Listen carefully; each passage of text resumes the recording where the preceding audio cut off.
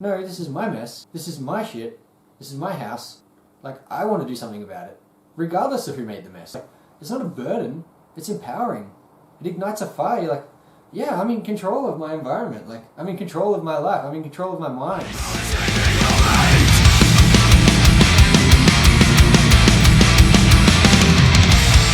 Good morning all. Welcome to another episode of The Rural Truth. I'm Andy. This is Wally. Good to see you here on a Sunday. Absolutely. It's good to see everyone already in the comment section. And we've got a few people already. Hey, Nada. G'day, Jason. I can't see all the names in there, but Kathy's in there. Yeah, it's good to see. Yeah, we've got a few people here tuned in nice and early on a Sunday. A couple of friendly new faces too. I met a few of these people the other night on Nada's podcast. Yeah, right. Live stream thing. So yeah, it's good to see you guys tuning in and enjoying the show. So, I mean, let's get straight into it. This is The Raw Truth. We're here to create a collaboration of knowledge and empowerment in the heavy metal community through conversation and actions around social issues, current political issues, and also interpersonal struggles like mental health and things like that. So once again, welcome aboard. As you guys saw at the beginning there, we started with a music video for As Darkness Comes, which is a very in-your-face video about the natural destruction and nature sort of fighting us back for all the abuse we've shown her over the last 100 years or so with all of that. And the message of that song is pretty quite clear. It's, everything that we're doing to the planet, it's going to do back to us. That's the way nature works. That's the laws of equilibrium, For every action, at the beginning of the video you saw the quote, for every action there's an equal and opposite reaction. So every time we punish the planet a little bit, it's going to hit us back. And we've seen that plenty of times this year already with the bushfires, with the floods and things overseas, the crazy storms that have happened. And obviously now we're in a big ass global pandemic with a virus floating around. So, yeah. The end of the video, the little clip at the end there of, what's his name? Phil, that's right, Phil. Phil, the movie star. That sort of really hones the message down of what we're seeing these days, which is where everyone sort of says like, oh, there's all these problems, there's nothing I can do about it, it's somebody else's problem to deal with. It's somebody else's responsibility. And that's the exact kind of mentality that gets us into this situation in the first place. Like we spoke about last time on The Raw Truth, we've got to start taking ownership of the fact that we can do something, and what can we do? It might only be one little thing, but that has a huge flow-on effect. So, welcome, Wally. Yeah, it's definitely it's good to have everyone here, and as Andy was saying, there's so many problems, but the point of us being here today is to talk about the fact that while they might all seem like external things that aren't happening to our lives, there's nothing we can do. The point of today's discussion is to look and say, well, shit, we can actually do something about these things. They're directly affecting me, but they're also directly caused by me. I may not be aware of this fact, but absolutely. If the climate change and global warming, whatever you want to call it, all these problems, they're definitely caused by humans, and we can't sit there and say, well, it's just big businesses who pollute too much, or just the agricultural industry who have too much carbon emissions, or or I ride my bike or I catch public transport, so therefore I have no impact. We've really got to look at the big picture and understand there's many different factors that come into contributing to this issue that we all see, and well, we as an individual have to take an action, to help combat that. And one thing we were talking about before the camera started rolling was that there's so many little parts. It's so difficult to determine, like, oh, am I contributing or am I solving the problem? There's really difficult to find a fence line to be either on each side, because there are so many different factors that come into it. But the biggest thing is, as we posted earlier in the week with our man Simon Sinek, yes, he posted the fact that it's not so much a finite thing of like, yes, you're on the contributing side, or yes, you're on the recovering side. More a case of like, which way are we going? Are we helping or are we not helping? And really having this discussion today just to see what the different factors are, what sort of things we can do to reduce our impact, or maybe to help contribute to the things that will help reduce the impact, and just really have a discussion, throw some ideas around and see, what we can come up with to make it a little bit better place for all of us. That's it. Like the Simon Sinek video sort of says, like, it's the results aren't necessarily measurable. Like, oh, I ride my bike to work versus driving a car, or I eat less meat, or we don't use air conditioning, or I use less plastic waste than other people. Like, you don't necessarily see a definite result from that to say, like, I see X amount of difference that I'm making. It's not something that is measurable by the result per se, but more, as you say, it's more about the process. It's about the direction that you're heading in. Which, to be honest, is very true with things like mental health and personal development too. You don't necessarily see the result of, exercising or eating better today, or maintaining like dealing with your anxiety or something today. Like, you don't necessarily see a direct measurable result from that. But are you heading in the right direction? And that's what's more important with so many things in our life. It's more the direction you're heading in. Are you growing, or are you going backwards? And just on that, my missus started a while back, working out with a personal trainer, and they had another measure up last week, and the results are like, okay, well, you lost 5 centimeters here, you lost 3 centimeters there, whatever. And I was sitting there saying, like, okay, that doesn't seem like bugger all. And okay, if you're measuring every 2 months just to track your weight loss, think about if you're doing 5 centimeters, say, off your stomach for every 2 months, that means in 10 months time, it's going to be 50 centimeters. It's the numbers of the results, or the numbers of the process, they add up. But like, you don't notice it every day. Every time you go to training, you're like, 2 mils difference. You're not even going to see that difference. No, exactly. But it's, again, knowing that you're in the right process. Do this and then just keep doing it, and it's going to get you to where you want to be. We're not trying to go there and achieve the end result today. That's it. It's taking the steps in the right direction to get there, and it's really... Absolutely. That's really what we've got to enjoy in our lives in general, We're doing the process, and that's going to get us to a place, but we're doing it for the process, not for the end destination, Being on the right path rather than having the result every time we take a step. Just knowing that is half the battle. I mean, that's where, like, self-confidence and things come from, is knowing that you're doing the right thing for you. You're on the right path. You're on that warpath. You're going on the journey that you're on. Knowing that you're on the journey and going, like, I made some progress today. Despite the fact that you can't necessarily see a measurable result for that. You don't need the results to build confidence. You just need to know that you're on the right path, and then you can be confident in taking the next step tomorrow. Hell yeah. I think that's a big one, man. But I'd like to hear what you guys have been up to this week. Join us in the comment section and throw us some things in there, like what you guys have been doing this week in terms of, like, are you making some progress in your mental health or in your life? Are you progressing things? Maybe you want to talk about the environment and pollution and things like that. I mean, that's kind of part of our topic today, is very much based on the As Darkness Comes video clip. So, I mean, Wally, you had a message this week. I had a message, like, sort of eye-opening. Well, it's definitely the point of the whole song, and we're selling our CDs. We got a couple of Facebook ads running, all that sort of thing, and I'm messaging people, see if they want to see another video. And so I was talking to one guy. I sent him the As Darkness Comes video, and he sent me a message back. He's like, all those assholes, contributing to climate change and everything, but they're too busy, making all this money to care about their effects. And I was sitting there thinking, like, I didn't say it to the guy, but I'm sitting there thinking, well, it's not about someone else, man. Like, it's what are you doing? Like, you're part of this problem as well. By being a human, you can be living whatever lifestyle you want, but if you're consuming the products that these people are making, you're creating demand for them to continue to create their products. Or if you're just purely not conscious about the earth and you're making unsustainable choices, then you're contributing to this problem. And so much of maybe old school thrash metal was like anti-government or anti-institution or whatever the case may be. But it's so important to realize, like, what part of that whole machine are you playing? Like, are you contributing to that machine? And simply by buying products that these companies are producing, you're contributing to them to continue to do their unsustainable business, And so if you're really earth conscious, it takes a hell of a lot to be very sustainable. Maybe you have to take drastic measures, like living in those self-sustainable villages where they grow their own food and they have completely solar power, and they just consume all their own production. But like the little community farms and things like that. All that sort of stuff. And it's just really interesting how maybe until we throw it in your face and say, no, it's, you, like you and me and all of us. We're all contributing to this in ways that we don't even understand at times or remember or we're conscious of. Yeah.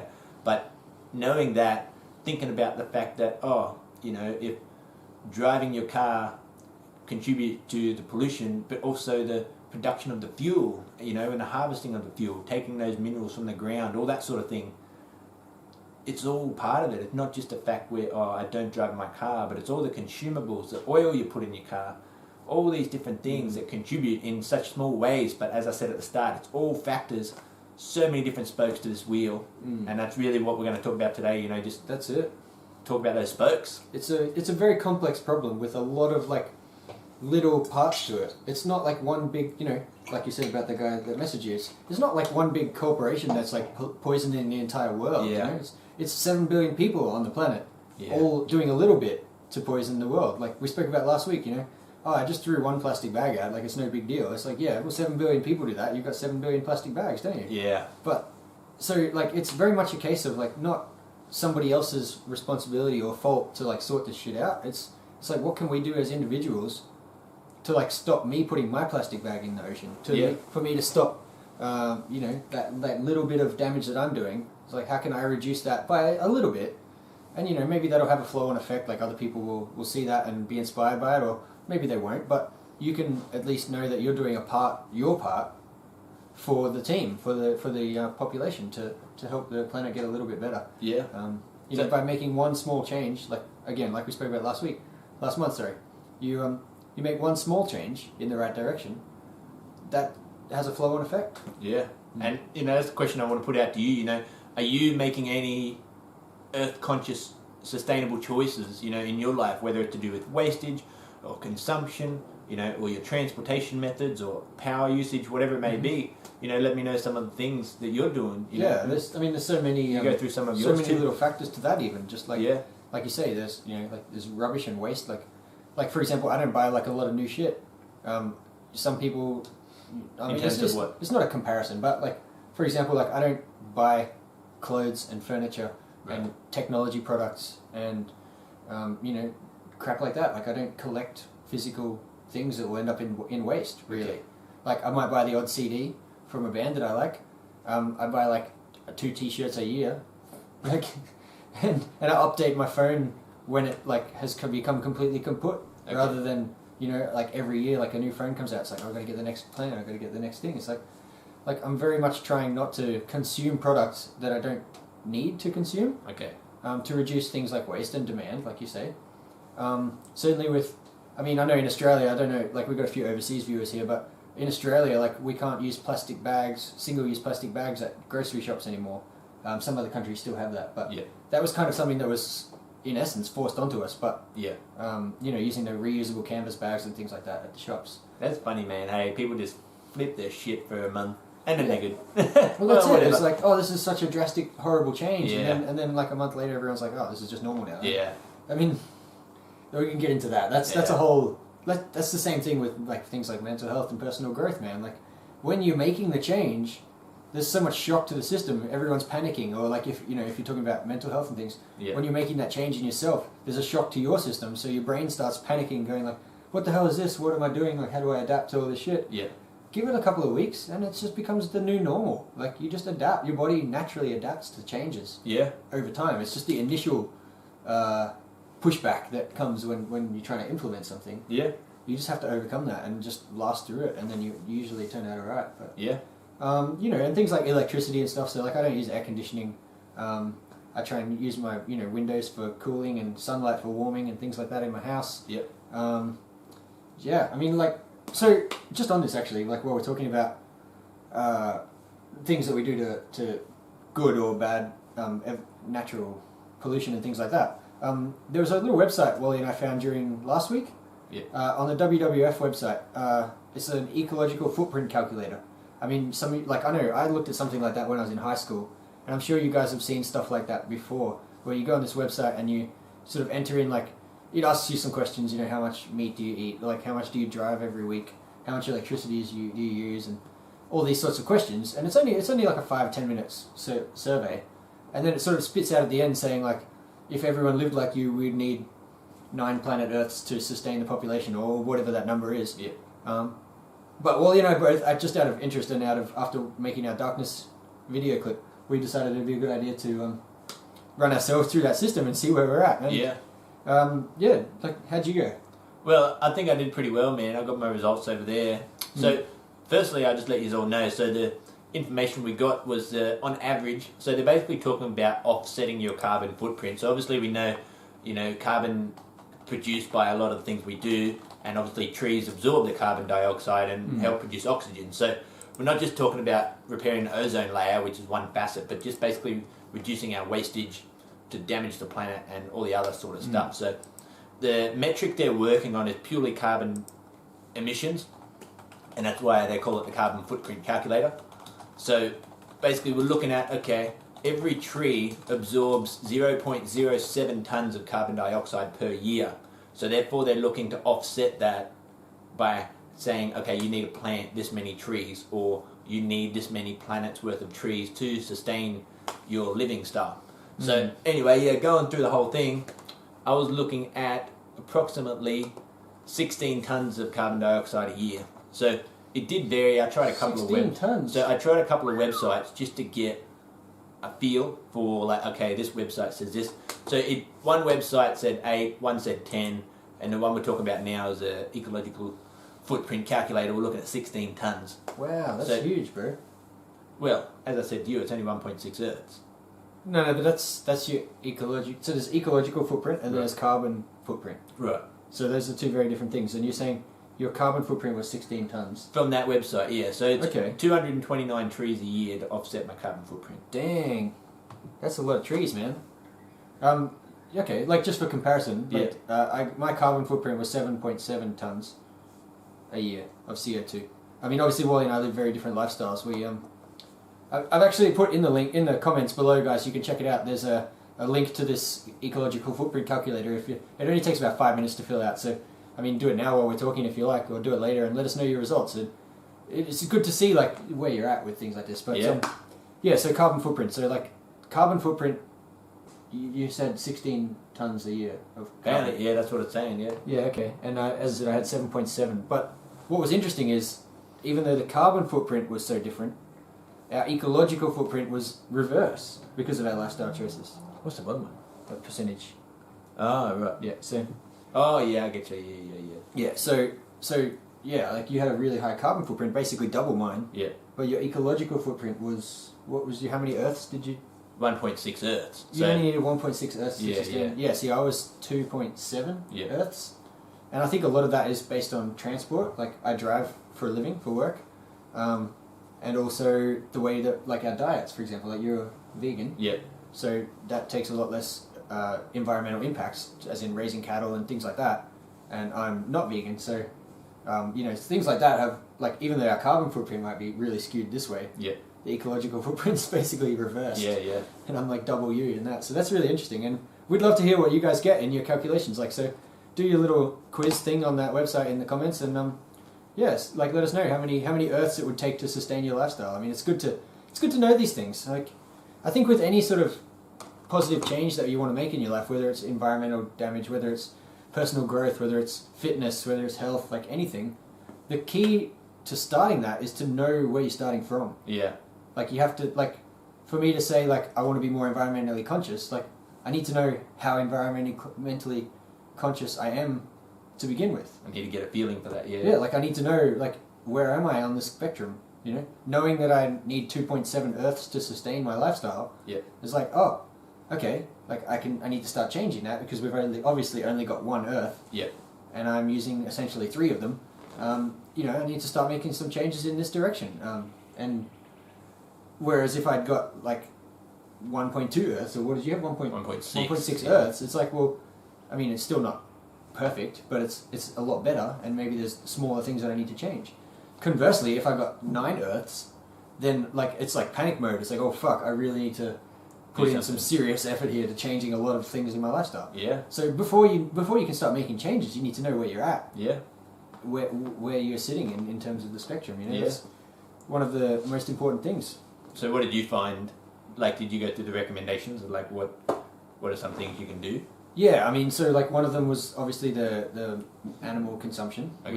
was going to contribute a lot to land mass usage and things like that. Yep. And the other one was transport. Like, as I said, I literally drive for a living, for work. I do like more than 1,000 Ks a week. I mean, it's probably closer to 2,000 Ks a week, to be honest. Just driving for I'm a delivery guy, so in order to reduce my environmental impact, Yeah. like having this job is just not great in terms of that. Or like maybe I can, it's not really an option for me, but having a more efficient car, for example, like a hybrid vehicle or something like that, to do my deliveries in, would be a really positive step in the right direction. But obviously I'm not the owner of the company, so I can't control those things. But yeah, I mean, I know at work, like just while we're talking about this, doing deliveries, like we deliver furniture and things like that. So a lot of that stuff comes in boxes. There's lots of polystyrene, there's lots of cardboard, there's lots of plastic, like containing all this furniture in it, right? To keep the furniture safe. Now, you sort of got two options with that. Like, you can recycle a bunch of it, or you can just chuck it all in the bin, because things like some plastics and foams are not recyclable, Yeah, right. but clear plastic, sheeting, polystyrene, and cardboard is recyclable. When you get your box at the end of the delivery, and it's like a box from a couch, say, and it's got all that different shit in it, there's clear plastic, there's cardboard, there's poly, there's bits of foam, all that stuff into one box, the easiest thing is to go, like, put it all in the bin as one, like, one trip, done. Or you can spend the time, maybe it takes you like half an hour, 40 minutes to like sort the entire van load of rubbish out into recyclables, non-recyclables. But that extra half an hour that you spend is, as far as I'm concerned, is very much worth it, because the shit that you're putting in the ground, like the polystyrene that's not being recycled, like that's going to sit there for 1,000 years. Or I can spend half an hour separating it and putting it in recyclables, and then it doesn't end up in the ground for 1,000 years. Yep. Like there's a big impact long term that I'm not even going to see. Yep. But it's like knowing that I put it in the recyclable. Like I took the extra half an hour out of my day to separate it all. Yep. Makes that big impact long term. Yeah. And it's just little things like that, like just making small changes. Yeah, and I think something I do at my house too. We've got the wastage bin and then the recyclables bin, and basically even the rubbish content that's going in the rubbish bin is so small, because there's so much going in recycles. Or being vegan, there's mostly like food scraps and stuff, which or you're gonna just eat them. There is no wastage. And that's one thing too. Like having low wastage on food. Like I just don't throw food out. Like always save for leftovers, eat it the next day, and it like saves you having to cook the next meal as well. That's true. And just really being conscious on little things like that. Not having to throw food out. And there's a social aspect to that too. Obviously, other people going hungry and you're sitting here making too much food, being selfish and shit. So yeah, it's just interesting to when you start to dig into it. There's just so many different avenues to look into, and what you can do specifically.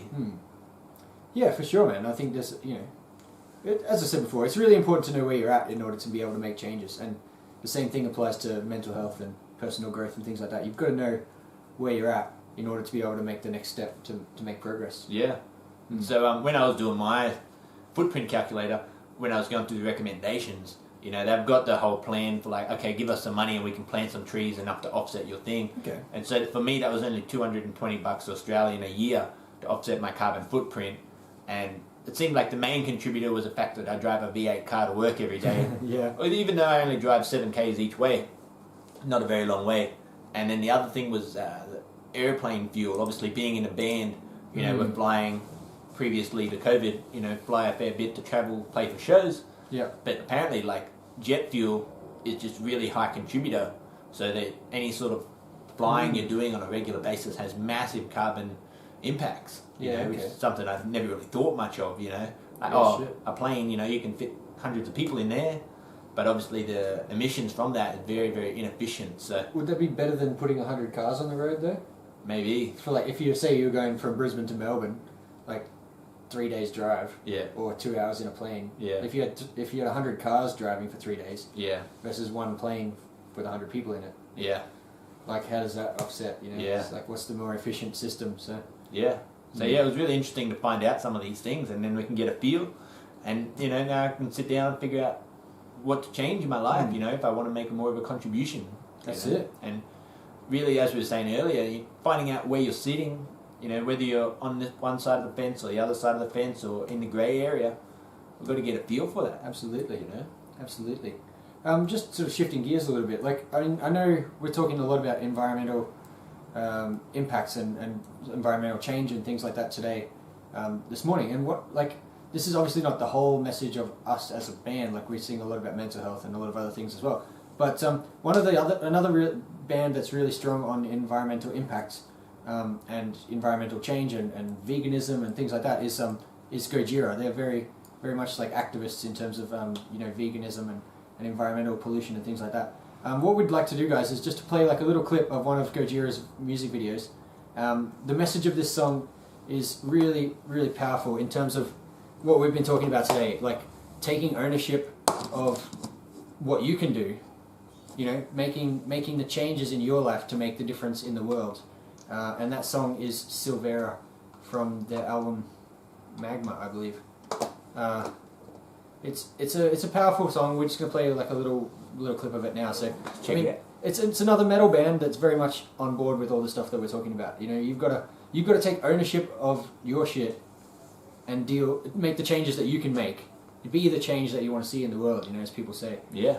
So yeah, enjoy Gojira, Silvera. Some very powerful lyrics there, guys. Like, that was a song that I've sort of been into Gojira for a few years, but only recently have I really connected with their lyrics and realized sort of what they're singing about and their messages and things like that. And this particular song really struck me a little while ago, and I thought, this is perfect for today's Wartooth. It was spinning on my Spotify playlist the other day, and I was like, oh, this is exactly what we're talking about this weekend, Some of the lyrics, for example, like the opening lines there, so quit moaning about fate and change. Stand up on your feet and rise. Like, stop sitting there complaining that it's everyone else's fault that the world is polluted, or that, your mental health is in the shit, or you've got no money, or like, whatever the thing is. Like, stop complaining about it. Yeah. And do something. Yeah. Do something. Like, we've spoken about this before, but, the chorus is also very powerful. Time to open your eyes to this genocide. When you clear your mind, you see it all. It's they're talking about, animal slaughter and things like that. It's very much, you've got to be able to see the problem. You've got to know where you're at, like we were speaking about. You've got to know where the world's at in order to be able to go like, holy shit, this is really fucked up. We need to start doing something about this, And then the last two lines of the chorus is just where it really hits you right in the chest, You're receiving the gold of a better life by making those changes. You're getting the rewards of a better life. Not necessarily like, every day, every little time you take a step, but your life is going in the right direction, And then the last line, when you change yourself, you change the world.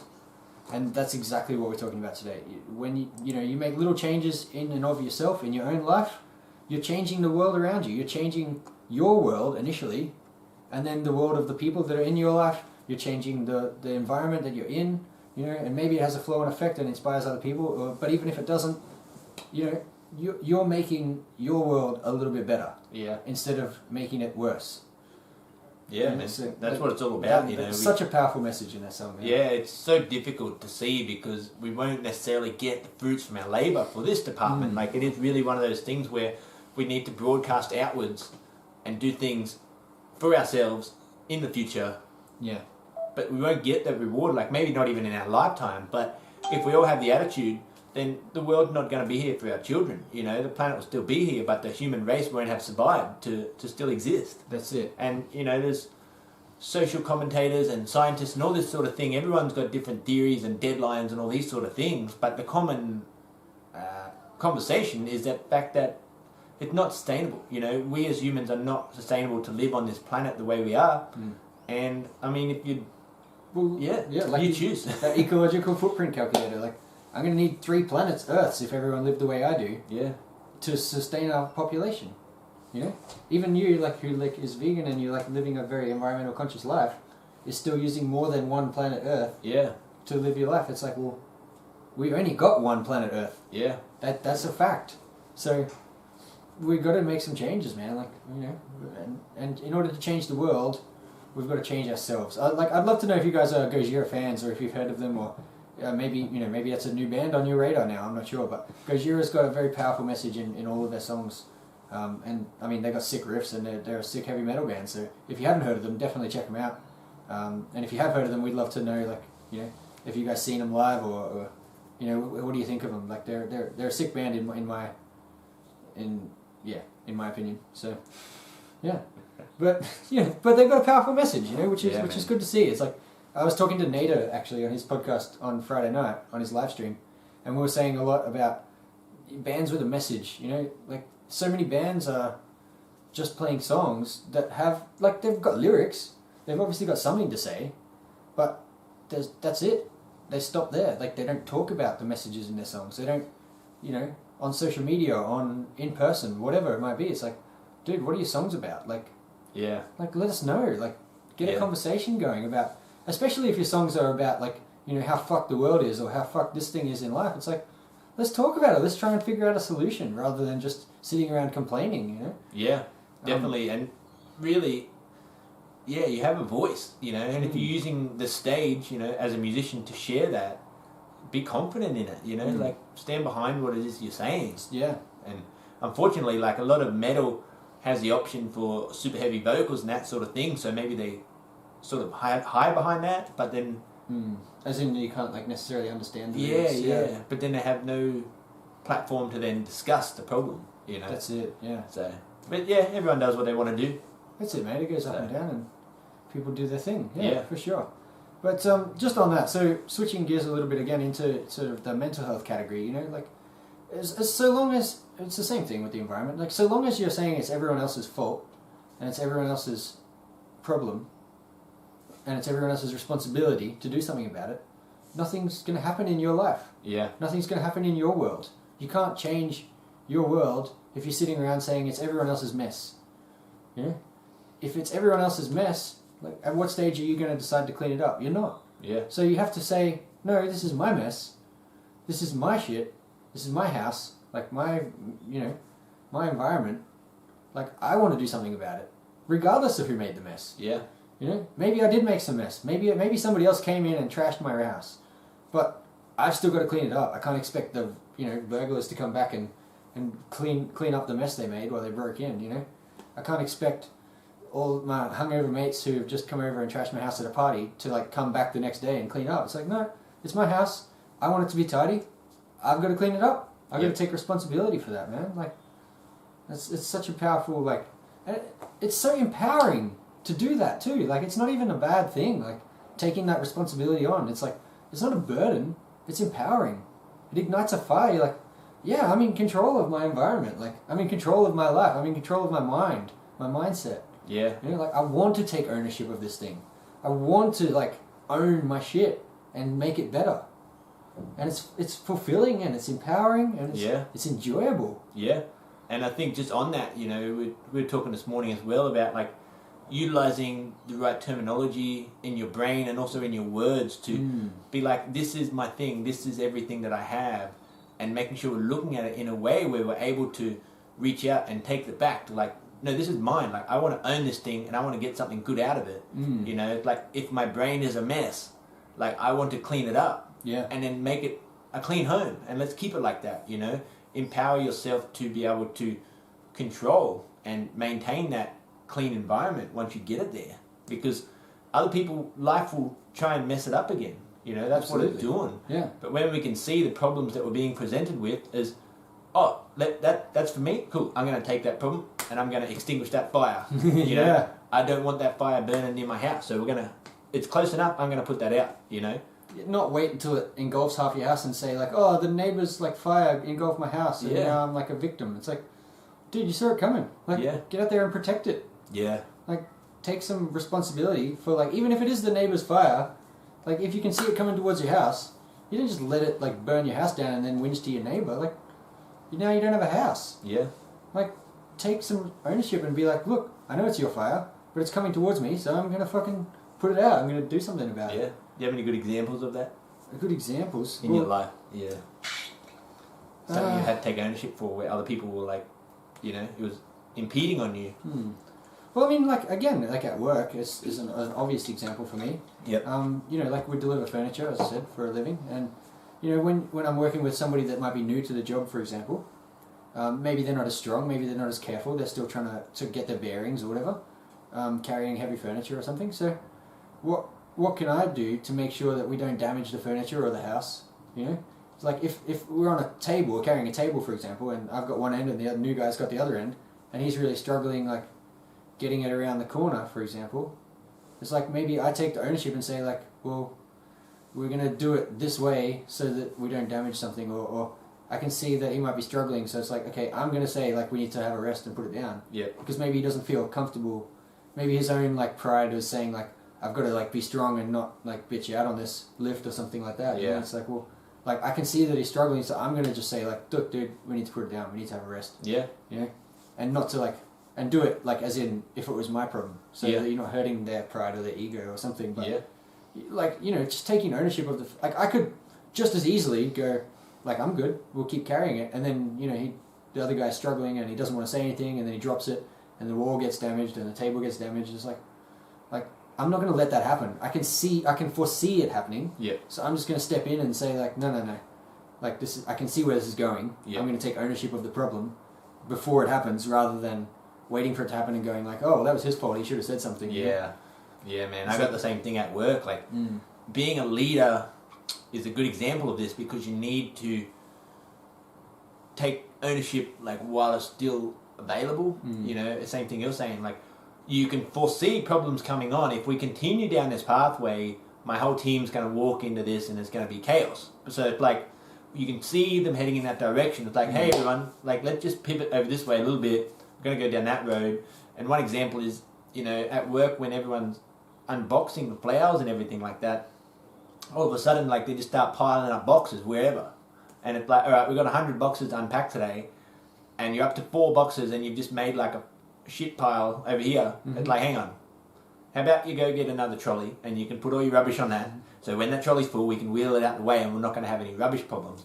Instead, you know, if you don't step in and say that, then when they're 20 boxes in, they got a pile stacked up to the sky of empty boxes, and they're tripping over and someone gets injured, and all these problems arise because no one took responsibility and said, hang on, like, you're good with a couple of boxes here, but we've got 100 to do, and we're not going to fit 100 rubbish boxes in here.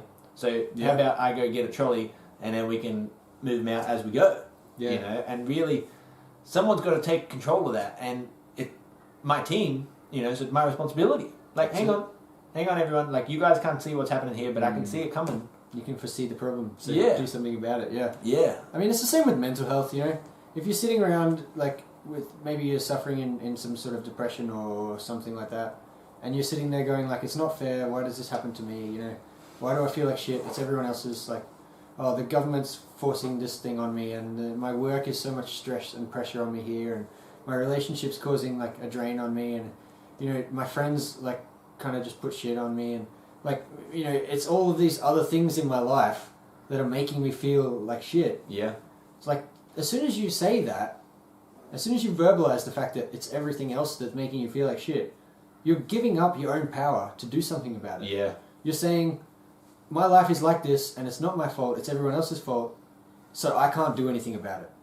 That's what you're saying. By saying it's everyone else that's caused this to happen, you're saying that you don't have the power to change it. Yeah. So you're giving up your own power over your own life and your own mind. By saying, like, yeah, all those things might be in my life and impacting me negatively, but ultimately it's up to me to, like, not let that affect me negatively. It's up to me to do something about it. Like, as soon as I say, like, my mental health is my responsibility and I'm going to, like, change something, that's empowering myself to do something about it. Like, yeah, all of those negative things might still exist in my life, but it's like, at the end of the day, like, how I feel is up to me. Yeah. It's up to me to not feel that way, or to do something about it, or to, if worst case, stop the other people from impacting me. Like, maybe I need to separate myself from the environment, you know, from the people, whatever it might be. It's like, at the end of the day, your mental health and your life is your responsibility. And if you take that responsibility on, like we said before, it's empowering, it's uplifting, it's fulfilling. It's like, hey, I get to do something about this, rather than I am the victim here and I'm just, like, you know, hoping somebody else comes along and sorts it out for me. Yeah, and I think that's really where it needs to be. You know, it's where you want to be in your brain, and something I've come across, you know, in the last couple of years, just really going, like, okay, what's going on in my life? Like, all right, what can I get from that? Where are the positives? You know, where can I find the positives in this situation, that situation? really looking for the goodness, and then you find it. You find the goodness, and then the situation all of a sudden has positive twist on it. Positive spin, and really looking for that, and then vocalizing it, not just thinking it, but also vocalizing it. As I said earlier, putting good terminology to it is going to help to turn the situation into a good situation. And you're going to get good things out of it, and you're like, well, this thing happened, and here's the benefits, it provided me benefits. Not like, oh, this thing's dragging me down, and that person, dragging me down, and this thing's holding me back. It's like, damn, like I got some information from this person, and, this person taught me a good lesson, and, this situation taught me a skill, or I need to change my personality, to fit in here, or do whatever. And really helps to, just by talking about it, you're able to find the things, That's actually like a good way of looking at things too. Like, there's this problem, but I've got this out of it. Yeah. Rather than, this is how it impacted me negatively. Like, you're almost putting a positive spin on having the problem in the first place. Yeah. And I learnt this from that person, or learnt this from that problem. Yeah. I got this out of it, So, that's an interesting way of looking at it, man. Yeah, and that's one thing I guess a lot of people talk about, and the successful people with podcasts and all that sort of thing. They say, all right, what do I need to do? It's like, I need to look at my life and find the positives and take them out.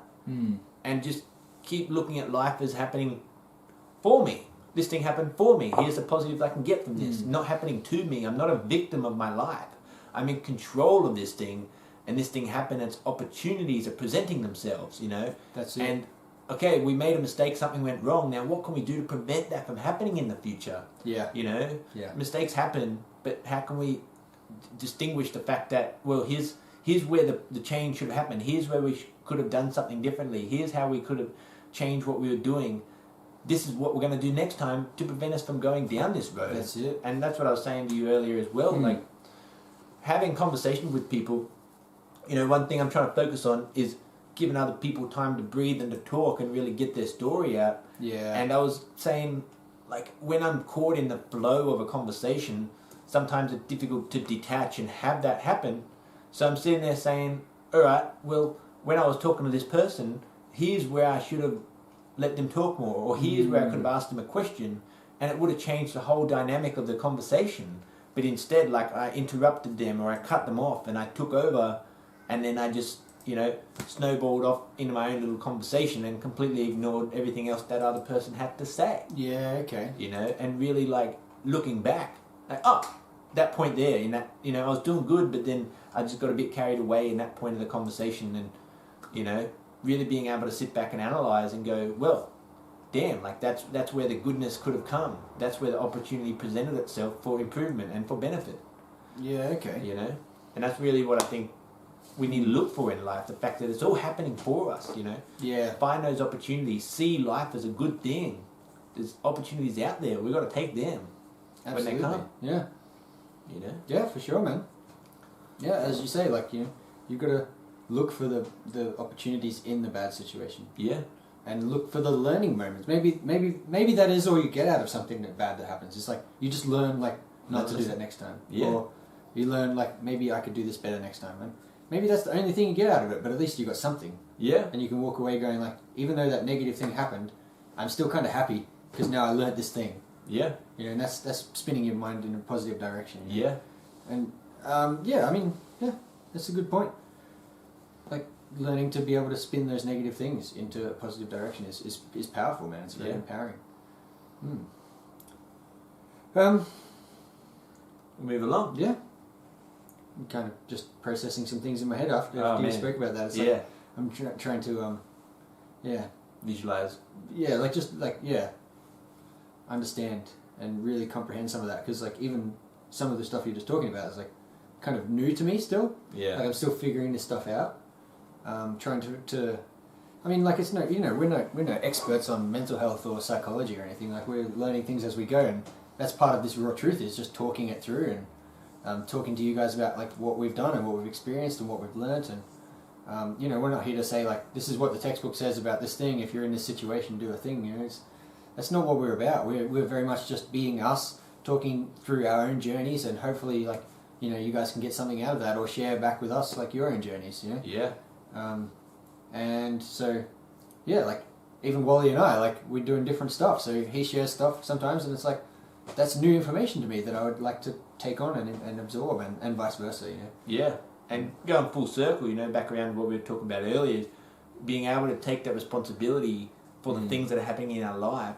You know, that's why it's so important to see as goodness, you know, and to look to take the responsibility, because all of those things are options. It's like, oh, that's an option for an opportunity. Yeah. You know, look at that potential thing over there. I can go and get something from that. You know, I want to go and get something from that. Really being able to have the opportunities presented to ourselves, we want to go find those opportunities, you know. Yeah. Oh, look, here's a problem. I want to go get in there and figure that out and learn something from that. Oh, look, another problem. Other people are bringing me their problems. Oh, let's go in there and figure that out and let's fix that. Then I get to get something out of that, you know. But again, there is a dichotomy there, because we need to balance the fact that, okay, well, you've got so many people in the world or in your life that are going to come along and give you problems, you know. That's all well and good, but I've only got so many hours in my day, you know. I don't want to be the fixer of all your problems. How about you take some responsibility for what you're doing, and then I can get along with my day, you know. And that's really another thing we got to be focused on, is that finding that balance of, like, I'm not here to fix everything for you. Like, you're here to fix things for you. I'm here to fix things for me. If you're bringing problems to me that I can resolve, then yeah, like, if it's part of my responsibility, but also part of your responsibility, you know, what suggestions are you bringing to the table? Okay, we're back into it. Sorry guys, we got cut off thanks to a copyright infringement of sharing a song by Gojira. These things happen.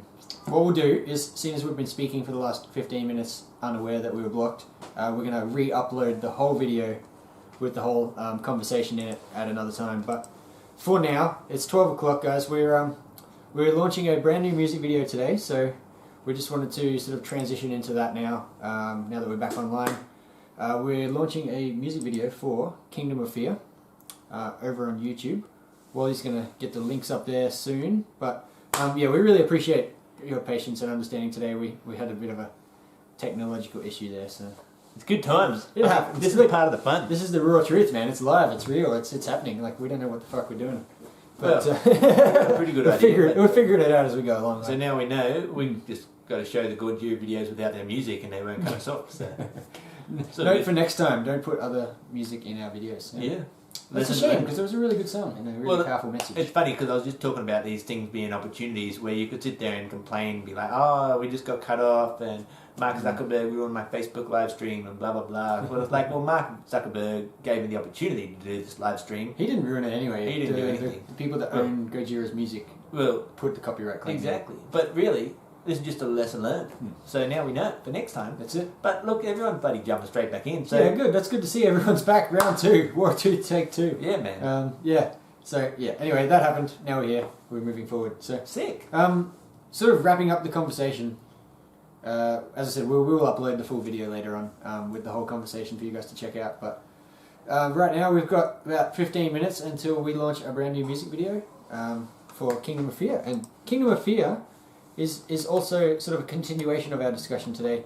The song is about trying to control other people and trying to manipulate everyone else to do your bidding, and to, you know, it's everyone, like we were talking about before, it's everyone else's fault that the world's like this. It's everyone else needs to change. You know, I'm going to use fear tactics. I'm going to use like this big evil boss mind mentality to overpower other people and get them to do something. You know, whether it be through like the mob mentality and like a lot of the riots and things that are going on in America right now is I don't necessarily disagree with their cause, but the way they're going about things, I'm not a fan of. Like, you know, destroying cities and trying to take down like police headquarters and things like that because of something that is, in essence, like, you know, I'm not, as I said, I'm not trying to belittle the issue here. I fully support a lot of the things they're talking about, but it's the way that going around destroying shit is not the way to get change. Yeah. You want to change the world, like they said in the Gojira clip that cut us off. You know, if you want to change the world, you've got to start by changing yourself. When you change yourself, you change the world. Yeah. You know? Like, if you want to see change in the world, go out and be that change. Don't run around screaming at everyone else that they need to fix something. Yeah. Like, if it's a mess and it's affecting you, you clean it up. Yeah. Yeah. It's on you. Yeah. If it's in your house, it's your mess as far as I'm concerned. Even if somebody else came to your house and trashed the place, it's up to you to clean it up because it's your house at the end of the day. You can sit around whinging saying like, oh, it's not fair, somebody like came into my house and wrecked the place. It's like, but that doesn't clean up the mess. Yeah. And you can't go and find that person and be like, hey, you made a mess in my house, you have to come back and clean it up. It's like, it's your house, dude. Just clean up the mess. Yeah. You know, you got to start by making the changes in your own life. And Kingdom of Fear, as I said, is very much sort of a continuation on that. It's this mindset. The song was originally written sort of against things like war and the mindset of global politics, which is where anybody who disagrees with us, we need to bomb or you know, go to war against and destroy them, basically. Yeah. We need to make them live our way of life, or otherwise they're the bad guys and need to be destroyed. You know, that mindset of like, follow us or die, by instilling that sort of fear into people is like, I mean, it's happening on the global politics scale with war and things, but it's also happening with, as I said, the protests and the riots in America. It happens in our own lives. It even happens like at your job, maybe. Maybe you have a boss that operates that way, you know? Do as I say or you're fired, you know? Maybe you have a friend or a relationship who's like that, like the person that's in your life that's really manipulative, who's saying like, if you disagree with me, you need to fuck off, like, or you know, maybe they try and manipulate you through fear of like, I'm gonna like blackmail you into this thing, or I'm gonna like share this thing about you, or just like by saying, as I said, like, I won't be in your life if you do this thing or think this thing, or that controlling of people through fear is horrible, you know, and a lot of it stems from the fact that people want the person who's using the fear wants everyone else to do their bidding because they don't want to take responsibility for their own shit, or they think that everyone else needs to sort out all the problems, you know. A lot of the time that's where it stems from. So that's kind of a really brief rundown of what Kingdom of Fear is about. But we've got a video featuring old mate Wally here on the drums, which you'll be launching in about 10 minutes now. So I think the link's in the comments below, guys. If you got the link there, jump over to YouTube. We'll be streaming that live, and we'll be in the comments section over there too. But do you want to talk a little bit about the video, man? You made that one yourself. Yeah, it was good fun. You know, we set up a few months ago. We just took a little while to plan. Okay, what are we going to do here? You know, we've got the Kingdom of Fear, we've got the message and everything like that. And the way we're going, you know, we're putting out one video every month or so to support the album online. You know, because coronavirus thing sort of destroyed any potential for touring. So basically we're just like, alright, you know, we've got a couple of music videos so far, we've got the lyric video as well for Darkness. It's like, alright, what can we do? You know, we've got to sort of change it up a little bit now. So came up with the idea, alright, Kingdom's got some pretty tasty drum beats in it, so tasty. How about we can come up with a drum video? So anyway, I was doing some research and put together some possible ideas, and we're thinking about, alright, you know, the scene and, you know, the style and all those sorts of things. So we came up with this like sewer sort of setting just because it just looks cool, you know. It sort of supports the idea of like a drum focused video. It's just sort of a good neutral background, but it's sort of metal in the way as well. So, you know, the whole point we were going for is like really entertaining, you know, multi-angle, just high energy. You know, the song's high energy, it's got a pretty good tempo. Yeah. It's a lot of people's favourite songs too off the album. Yeah. A lot of people have said Kingdom of Fear is their favourite. Oh damn, that's good. Yeah, it's our OG song. It's our first song that we ever wrote as a band. So basically stitched that together. We did some shooting. Took us a few hours. We had some audience members, you know, in the middle of the coronavirus. That's right, because I mean, where we filmed it was in a park, essentially, in a culvert. Yeah.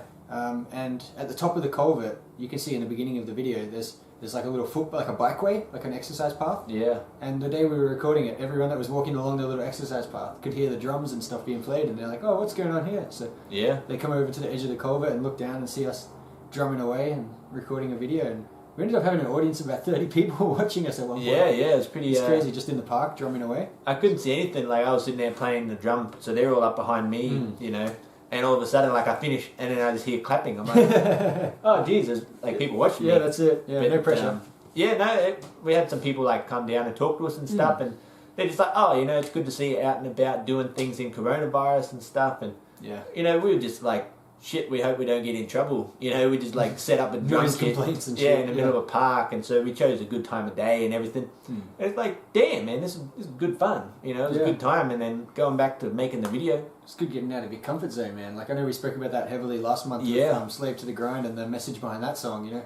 getting out of your comfort zone and challenging yourself. Yeah. Like you were literally out of your comfort zone, like playing drums in a park. Like, that's very, very abnormal. And then on top of that, you had an audience watching you. Yeah, and we're like sitting there, like, okay, what's the worst thing that can happen? Like, all right, the council or police might come by and be like, oh, you got to pack your shit up. Like, oh, all right, we'll pack our shit up. You know, there's no like, oh, you're going to get arrested or something. You know, so when we're like, oh, you know, we might get in trouble, blah blah blah. Like, well, who cares? You know, we'll just do it and see what happens. And what do you know? Like, we just had people come by and they enjoyed it, and yeah, it was good fun. So I mean, I hope you guys enjoyed the video. You know, we stitched it together and made it pretty energizing, entertaining to watch, and even for the non-drummers, like it's not really like a drum video for drummers only. It's more just like an entertaining music video to support the song. That's right. It's not a lesson, like watch while you play the drums and learn how to play along with it. It's much more of a music video, as you're saying. Yeah, but as I said, guys, it's about 5-7 minutes now on YouTube. We'll be over there in a minute, checking out the comments on the YouTube video. While you're over there, guys, please like and subscribe to our channel. Leave a comment letting us know what you thought of the video. It helps get the video to more people. The way the algorithms and everything work on these websites, the more likes and shares and things that we get, you know, the more it shows the video to other people. But on top of that, we like legitimately just want to know what you guys think. And you know, if you think it was great, let us know. If you think it sucked, let us know too. I mean, we're always open for feedback, positive or negative. Find out how to do the next one better. That's it, man. That's it. But yeah, so Kingdom of Fear. That's off our debut album, Program Dichotomy. If you guys, I mean, I'm sure you guys all have already bought a CD. You're all long-term fans. I know that for a fact. Not long-term, but passionate. Passionate fans. Long-term as in more than just today. This is not the first day hearing about Wartooth. No. If you do want a CD, guys, hit us up in the comments or in a direct message or on Bandcamp, wartooth.bandcamp.com. And grab a CD. It really helps support what we're doing and what we're trying to achieve with our music goals. Things like that. It helps us, you know, be able to fund the next album so we can make more killer songs and release them to you guys. The other thing I was going to say about Program Dichotomy is we are collecting expressions of interest for vinyl. We're going to be printing some vinyl later this year, hopefully. But we do need 70 names, people who are interested in order for us to be able to make the call to print vinyls, because there are minimum order quantities and things like that. So all we're asking, guys, is jump over to the website that Wally's about to put in the comments. Leave your name and your email address. You don't have to put any money down, no deposits or anything like that. It's not a pre-order. It's literally just an expression of interest to say, like, hey, when you guys do vinyls, I'll probably buy one.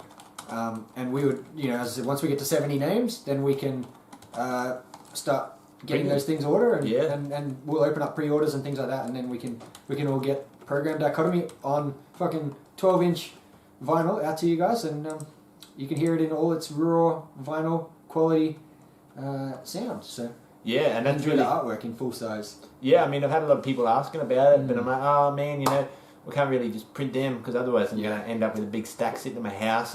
But you know, if you guys want them, if the demand's there, you know, we can go ahead and get that made for you guys. I think we're at 50 or pretty close to 50 now names. Yeah. So I mean, if you guys here want a vinyl, get onto it. We've only got 20 more names to get over the line. Yeah. We've got a couple of people who are egging them on there. Telling their friends and everything. They're like, I want the vinyl, so I've got to tell my friends. So if you're one of them, tell your friends, get over into the email address and give us your details. Absolutely. We'll be able to hit you up when it's time to print. So that's it. Just on that too, like, you know, we really appreciate everyone who's been liking and commenting on not only the Raw Truth today, but all of our other posts throughout the week. Anybody that shares our shit, we absolutely love that. The way that social media works, it's exactly that. It's social media, you know. The more we all get involved on the posts and things, the more the algorithms share them around, and the more people can find out about what we're doing, and all of those sorts of things. So we really appreciate everyone that's getting involved on social media, whether it's on Facebook, Instagram, Twitter, YouTube. You know, if you haven't followed us on all those platforms, please do. We're at Wartooth Metal on all the platforms. So get involved on. We post different shit. I'm sure you guys have heard me say this before, but Instagram, Facebook, Twitter, YouTube. It's not just like the same thing times 4 every day. Like, we try and have different conversations, different bits of content. You know, there's videos on YouTube that don't feature anywhere else. There's conversations we have on Twitter that aren't on Facebook. We put pictures up on Instagram that don't make it to other places too. So make sure you're following us across the board. We really appreciate that.